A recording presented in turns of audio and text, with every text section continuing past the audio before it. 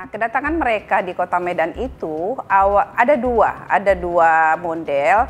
Yang pertama itu mereka datang sebagian kecil sih mereka datang itu sebagai pedagang. Tentunya memang jalur perdagangan waktu itu Sumatera ini menjadi lintas perdagangan. Kemudian yang kedua itu mereka datang karena memang didatangkan oleh pemerintah kolonial yang khusus mendatangkan tenaga kerja atau mungkin kasarnya kita sebut buruh, yang mana mereka itu akan dipekerjakan oleh pemerintah kolonial di daerah-daerah perkebunan di Sumatera Utara ataupun khususnya di wilayah Kota Medan dan sekitarnya.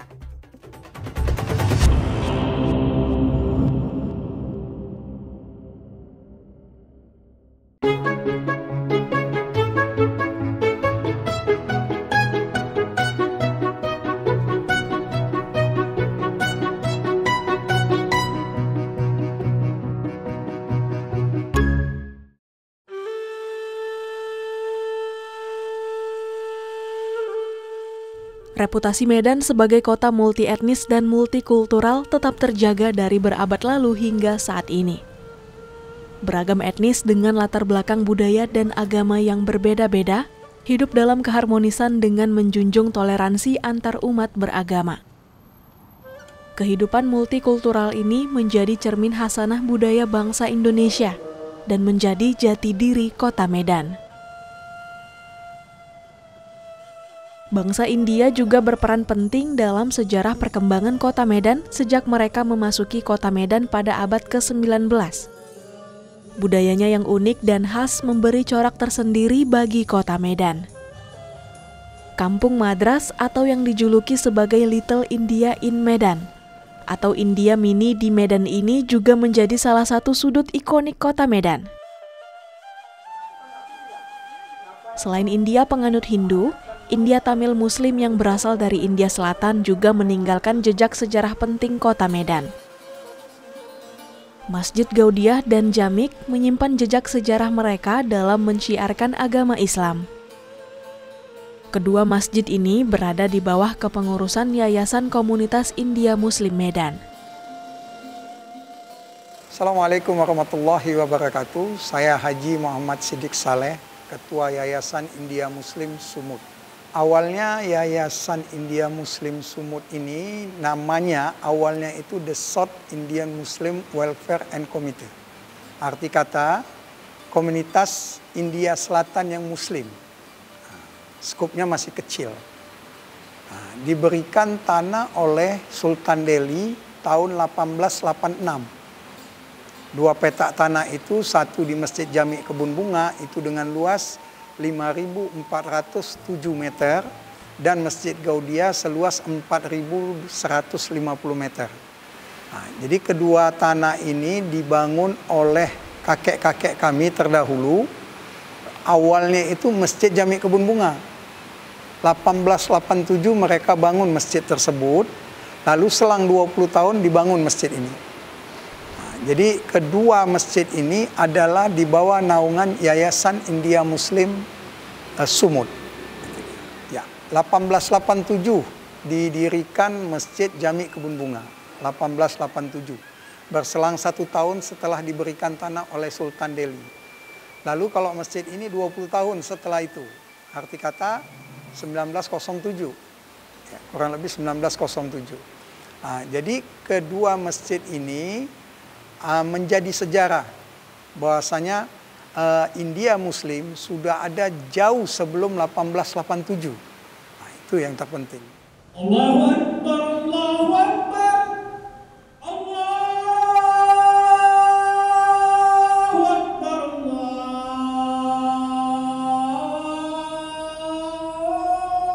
Allahu Akbar.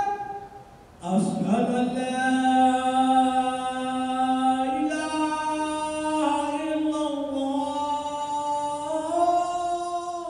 perjalanan bangsa India, Tamil di Indonesia, khususnya di Kota Medan itu memang cukup panjang.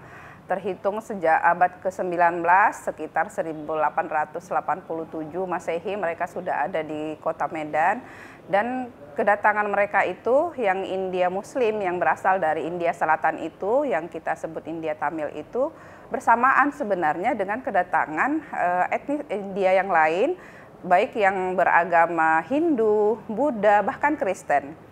Jadi kedatangan mereka sama pada abad ke-19 ke kota Medan ini. Nah, kedatangan mereka di kota Medan itu ada dua model. Yang pertama itu mereka datang sebagian kecil sih mereka datang itu sebagai pedagang. Tentunya memang jalur perdagangan waktu itu Sumatera ini menjadi lintas perdagangan. Kemudian yang kedua itu mereka datang karena memang didatangkan oleh pemerintah kolonial yang khusus mendatangkan tenaga kerja atau mungkin kasarnya kita sebut buruh, yang mana mereka itu akan dipekerjakan oleh pemerintah kolonial di daerah-daerah perkebunan di Sumatera Utara ataupun khususnya di wilayah kota Medan dan sekitarnya. Ada yang perkebunan tembakau, ada juga kalau di Sumatera Timur itu yang perkebunan karet ataupun sawit, tapi sebagian besar itu di perkebunan tembakau deli di wilayah Medan dan sekitarnya. Nah, kemudian para pendatang dari India Tamil ini yang mereka dipekerjakan sebagai buruh oleh pemerintah kolonial itu kebanyakan bahkan hampir keseluruhannya itu memilih akhirnya untuk menetap di kota Medan. Sedangkan yang kelompok pertama tadi kita sebut itu mereka adalah para pedagang yang tentunya hanya transit, hanya singgah, jadi mereka tidak menetap.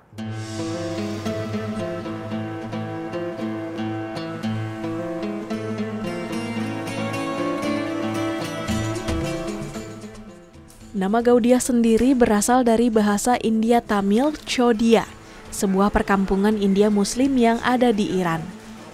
Sekilas, Gaudiah ini tidak tampak seperti masjid, karena bangunannya yang menyatu dengan beberapa ruko yang menghadap jalan raya.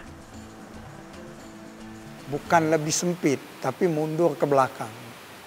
Dulu posisi masjid ini persis di jalan raya itu. Trotoar atau jalan raya itu, karena Jainul Arifin dulu kan kalau kita bilang setengah jalan ini. Lalu diperlebar, kenalah pelebaran jalan, kita habis itu masjidnya. Bukan habis sebenarnya, setengah dari masjid, tapi nggak bisa dibuat apa-apa lagi, makanya harus dirubuhkan. Lalu seiring waktu ada penawaran dibuatnya toko, ini toko-toko yayasan semua. Ya, jadi di waktu pengurus yang lama, ada satu perjanjian yaitu dibangun toko, di belakangnya baru buat masjid. Makanya masjid ini agak ke belakang. Makanya kenapa hari ini kepengurusan yang sekarang membongkar satu pintu toko. Dulunya jalannya kecil, cuma lorong 3 meter. Sekarang udah bisa menjadi 7 meter. Dan insya Allah di tahun depan satu toko lagi kita akan bongkar untuk jadi luas lagi jalan masuknya. Karena toko-toko ini 13 pintu adalah milik Yayasan India Muslim.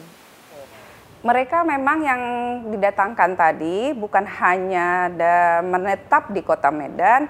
Jadi para pendatang yang dari India tadi itu, India Tamil khususnya, yang Muslim India itu juga menyebar ke berbagai wilayah di Sumatera Utara sebenarnya awalnya. Ada yang ke Langkat, ada yang di wilayah Deli Serdang seperti Partumbukan, kemudian di Batangkuis, bahkan di Tanjung Balai dan beberapa wilayah-wilayah lain. Di kota Medan juga tidak hanya di Kampung Madras tadi atau yang dulu kita sebut dengan istilah Kampung Keling. Nah, kenapa mereka memilih untuk memilih wilayah daerah Kampung Keling ini untuk menjadi daerah mereka untuk berdomisili? Ada dua faktor. Yang pertama, pemilihan itu mungkin karena situasi atau letak geografis Kampung Madras ini yang berada di dekat dengan sungai. Ya, Sungai Deli, Sungai Babura. Nah, pada saat dahulu itu kan sungai ini menjadi alat transportasi utama. Jadi dulu juga para Sultan Delhi itu bahkan memang ya istana atau rumah itu menghadap ke ke sungai gitunya awalnya dalam sejarah-sejarah dulu pada saat sungai masih masa jaya-jayanya. Jadi maka mereka memilih karena ini strategis, pada masa itu adalah daerah yang strategis. Yang kedua, karena memang tadi yang kita sebut di awal bahwa Sultan Delhi menerima kehadiran saudara kita yang dari India Selatan ini dan memberikan hadiah kepada mereka 2 petak tanah di wilayah Kampung Madras itu, yaitu yang sekarang kita sebut dengan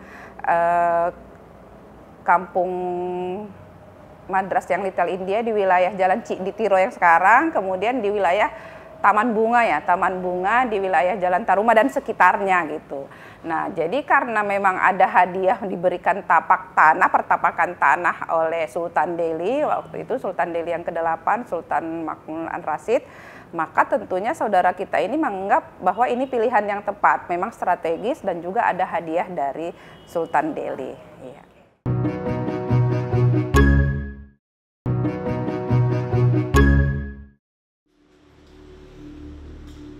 Di belakang Masjid Gaudiah terdapat pemakaman para tokoh yang memiliki peran penting dalam pendirian dan pengembangan masjid. Kebanyakan mereka berasal dari India dan bahkan terdapat batu nisan yang berciri khas India yang berbeda dengan batu nisan lainnya. Ah, ini dia. Maulana Syekh Abdul Hadi Al-Makki. Karena beliau orang Mekah jadi Al-Makki. Wafat 10 Mei 1964. 10 Mei 1964. Beliau ini Maulana yang asalnya Mekah, yang memang selalu sholat atau tinggalnya di sini. Dan beliau salah satu Maulana yang punya karomah.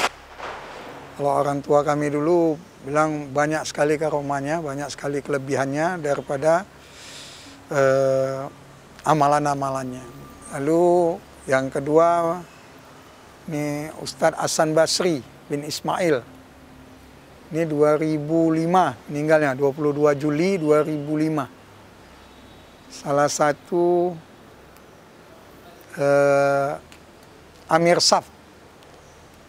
Saf Jamaah Tabligh di Sumatera Utara. Ini dia, Hasan Basri. Ini kedua sosok, kedua tokoh, kedua ulama yang luar biasa. Syekh ini adalah Syekh Maulana Adi Al-Makki. Dia asalnya orang Mekah. Dia salah satu Maulana yang memang orang Mekah tapi sukanya memang bergaulnya sama orang India. Di masjid ini aja dia. Tapi sebelum masjid seperti ini ya, masjid awal. Jadi sampai harusnya kan beliau nih di masjid Arab, tapi dia lebih senang di sini. Karena dia bilang dia suka bergaul dengan orang India, sampai akhir hayatnya beliau minta dimakamkan di sini.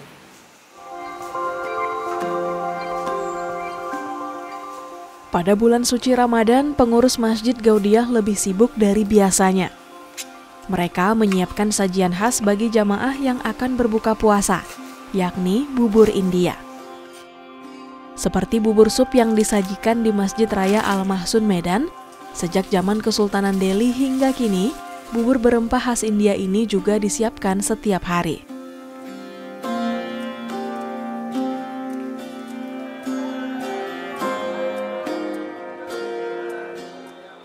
Setiap hari Minggu, India Muslim dan warga Medan lainnya menjalin silaturahmi dengan buka puasa bersama dengan kuliner khas India seperti nasi biryani. Samanya ada, sama-sama bubur. Tapi beda cita rasanya. Kalau yang di tempat masjid raya atau masjid-masjid yang lainnya, mungkin ini buburnya bubur Melayu kan gitu. Kalau ini kita memang spesifiknya rempahnya semuanya cita rasanya India. Jadi andai kata kita makan, insya Allah siapapun yang makan memang suka. Nah, karena apa? Nggak ada yang nggak suka sama kari, nggak ada yang nggak suka sama biryani. Kurang lebih cita rasanya seperti ini, cuma dia bentuknya bubur. Itu aja, karena kaya rempahnya, dominan rempahnya itu udah sama seperti biryani, cuma dibuat seperti bubur, itu dia. Iya, hari Minggu itu spesifiknya nasi biryani.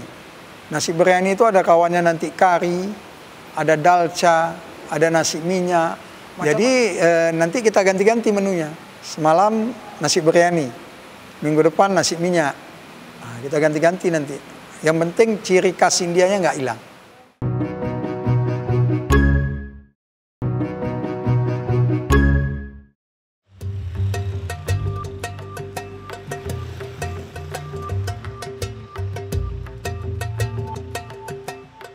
Masjid Jamik yang terletak di Jalan Taruma Medan ini pertama sekali didirikan pada tahun 1887 sebelum Masjid Gaudiya. Masjid Jamik juga masuk dalam deretan masjid tertua bersejarah di Kota Medan setelah Masjid Badiuzzzaman. Pertama kali dibangun berbentuk kotak dengan luas bangunan hanya sekira 50 hingga 60 meter. Tidak banyak ornamen di dalamnya, sehingga masjid ini kelihatan sederhana. Saya klarifikasi sedikit, sebenarnya yang masuk cagar budaya itu adalah Masjid Jamik Kebun Bunga. Kalau di sini yang malah cagar budayanya yang diletakkan di pemakaman itu. Makam itu Syekh itu. Jadi kalau ini tidak ada bangunan yang realnya lagi, tidak ada yang bangunan aslinya, nggak ada lagi.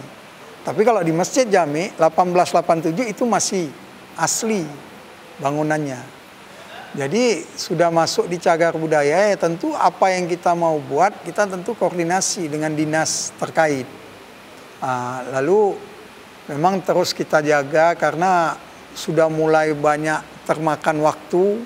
Bangunan-bangunan itu misalnya dia punya beton udah mulai lepas-lepas, kita pasang keramik kembali. Baik, yang kedua, fungsi masjid ini bagi masyarakat India Muslim di Kota Medan itu tentunya kembali ke fungsi awalnya sesuai dengan masa Rasulullah dulu adalah sebagai pusat ibadah. Jadi dulu awalnya Masjid Gaudiya dan Masjid Jamik ini fungsi utamanya itu adalah fungsi ibadah. Ya ibadah itu ya terutama untuk sholat, kemudian pengajian dan lain sebagainya. Nah selain itu juga digunakan untuk pusat pengembangan Islam. Jadi kita tahu bahwa orang-orang India Muslim ini di awal kedatangan mereka juga turut punya andil dalam penyebaran Islam, pengembangan agama Islam di Kota Medan. Itu di masa dulu. Kemudian selain pusat ibadah, tentunya masa itu juga pusat interaksi sosial antara sesama mereka saudara-saudara kita yang Muslim India ini. Nah kalau zaman sekarang, fungsi kedua masjid ini sudah semakin meluas, dan pada masa Rasul juga kita tahu bahwa masjid itu memang multifungsi. Jadi bukan hanya pusat ibadah. Pada masa Rasul itu luar biasa. Tidak hanya sebagai rumah ibadah saja, Masjid Gaudiyah juga menjadi pusat pembinaan mu'alaf atau orang yang baru memeluk agama Islam. Seiring waktu kita melihat banyak sekali mu'alaf dari bermacam etnis, bukan hanya Hindia saja, yang setelah bersahadat habis itu dilepas. Sehingga seperti anak ayam kehilangan induk. Dan bahkan ada juga yang kembali ke agama asalnya karena tidak ada yang membimbing. Lalu kita buatlah satu komunitas Mu'alaf Center di bawah naungan Yayasan India Muslim. Jadi Mu'alaf Center ini sekarang dia punya anggota 140 orang. Yang sudah kita masukkan kurang lebih 100 orang yang bersahadat di Masjid Jamik Kebun Bunga dan Masjid Gaudiya. Lalu yang sisanya anggotanya 140 yang mu'alaf sudah masuk mu'alaf sebelumnya, tapi kita bimbing. Selama ini tidak dapat bimbingan. Kita bimbing, yang nggak pakai jilbab kita suruh pakai jilbab. Kita arahkan lah segala. Makanya mereka ada pengajiannya tiap Jumat. Kalau bukan bulan Ramadan, tiap Jumat jam 2 sampai jam 5. Diganti ustadz-ustadznya supaya ada penyegaran dan tidak jenuh. Kalau di bulan suci Ramadan mereka pengajian sekaligus berbuka bersama hari Jumat mendekati berbuka. Yang pertama tentunya itu bersyukur bagi saudara kita ini, bukan hanya mereka, tentunya bagi kita juga, karena penetapan satu situs, satu bangunan menjadi cagar budaya itu prosesnya panjang. Tidak hanya asal dengan syarat sesuai dengan yang ada di Undang-Undang BPCB nomor 11 tahun 2010 itu, salah satu syaratnya itu usianya minimal 50 tahun misalnya. Nah, bukan hanya itu, susah untuk menetapkan satu bangunan itu menjadi sebuah cagar budaya. Jadi dengan demikian, penetapan Masjid Jamik sebagai salah satu situs cagar budaya di Kota Medan menjadi simbol keberadaan Muslim India di Kota Medan. Nah, tentunya yang pertama harus disyukuri oleh saudara-saudara kita Muslim India. Yang kedua adalah bagaimana cara mereka untuk menghidupkan dan memakmurkan masjid ini gitu. Itu tentunya sikap yang harus mereka. Karena dalam Undang-Undang BPCB itu salah satu langkah-langkah penting untuk cagar budaya itu, yang pertama itu adalah pelestarian. Nah, ini yang mungkin yang agak repot kita, pelestarian dan pemeliharaan.